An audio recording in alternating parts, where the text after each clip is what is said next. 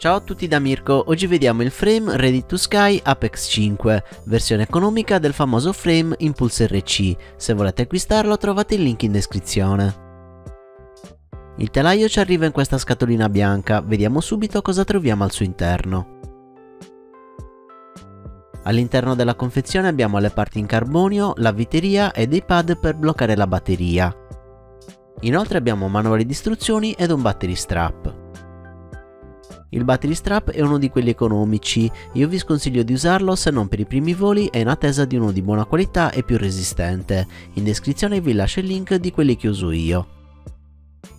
I battery pad sono di due tipi, una in gomma e una adatta al velcro. A questo punto diamo uno sguardo a tutte le parti in fibra di carbonio. Abbiamo 4 braccetti, la piastra superiore, la piastra inferiore divisa in due parti e queste due piastre piccole per la videocamera FPV. Lo spessore dei braccetti è di 5,5 mm. La top plate è da 2 mm. Le piastre inferiori sono entrambe da 2,5 mm. Queste due piastre per la videocamera FPV sono da 2 mm. Ora direi di assemblare il frame. La prima cosa da fare è mettere le viti dello stack, perché se non lo facciamo adesso, dopo aver assemblato il frame non sarà più possibile farlo. Qui scegliamo se usare fori da 30x30 o da 20x20, a seconda delle dimensioni del nostro stack. Ora inserisco i dadi a pressione nei braccetti. Adesso individuo 4 di queste viti da 8 mm e 4 da 14 mm, si riconoscono perché sono le uniche ad avere la testa larga. Inoltre prendo torrondelle che andrò ad inserire nelle viti. Ora prendo la piastra anteriore e sistemo le viti, inserisco quelle lunghe nei fori esterni e quelle corte nei fori interni. Dopo aver sistemato le viti metto in posizione i braccetti, il dado a pressione dovrà essere rivolto all'esterno. Prima di sistemare gli altri braccetti mi assicuro di mettere questo fermo in carbonio in questa posizione. Servirà a dare maggiore rigidità ai braccetti impedendo di farli muovere. Ora che i braccetti sono sistemati prendo la piastra anteriore e l'appoggio sopra. Dopo andrò a bloccarla con 4 dadi a pressione su queste viti. Perfetto, la parte inferiore del frame è pronta.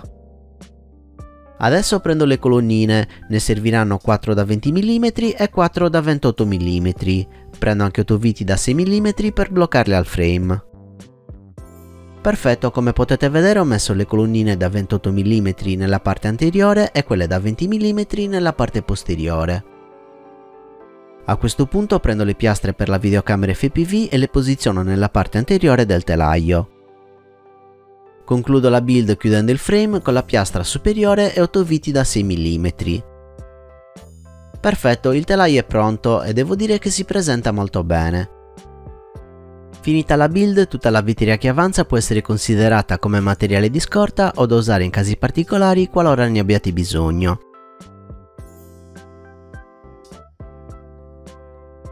Il peso del frame è di 129,4 grammi.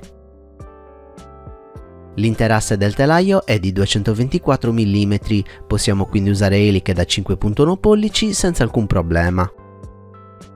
Il Ready to Sky Apex 5 si presenta come un clone 1 a 1 della versione Impulse RC, perlomeno per quanto riguarda il taglio e gli spessori del carbonio, abbiamo invece qualche lieve differenza per quanto riguarda la viteria fornita in dotazione.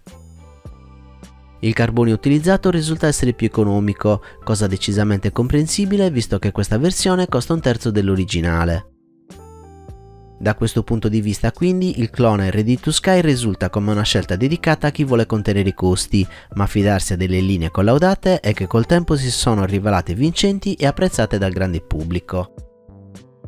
Personalmente questo è un telaio che consiglio a tutti, con una piccola riserva a chi sta assemblando il suo primo drone FPV. Infatti gli spazi risultano essere molto ristretti e la build deve essere ben pianificata in fase di scelta delle componenti. Sebbene alla fine si riesca a farci stare tutto, è necessario comunque avere un po' di pratica per quanto riguarda l'assemblaggio, cosa che potrebbe mancare a chi si trova a costruire il suo primo drone FPV.